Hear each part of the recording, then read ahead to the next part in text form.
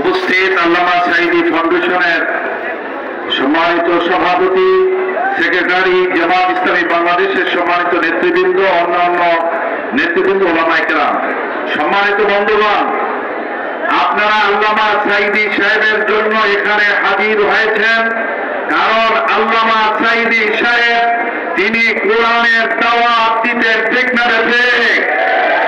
আল্লামা সাঈদী সাহেব জালেমের বিরুদ্ধে কথা বলেছেন, আল্লামা সাঈদী সাহেব খুনিদের বিরুদ্ধে কথা বলেছেন, কোরআনের অপশক্তির বিরুদ্ধে কথা বলেছেন।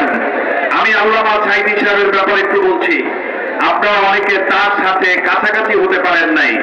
চিটাগাং প্যারেড ময়দানের মাহফিলে শেষ করার পরে 11টার পরে শেষ করার পরে আমরা ঘুমিয়ে গিয়েছি পাশের রুমে। রাত 3টার সময় উঠছি, দেখছি আল্লামা সাঈদী সাহেবের রুমের পাশ থেকে কান্নার শব্দ শোনা যায়। কান লাগাইয়া শুনলাম যে তিনি কাঁদছেন। আল্লামা সাঈদী সাহেবকে কোরআনের কথা বলার কারণ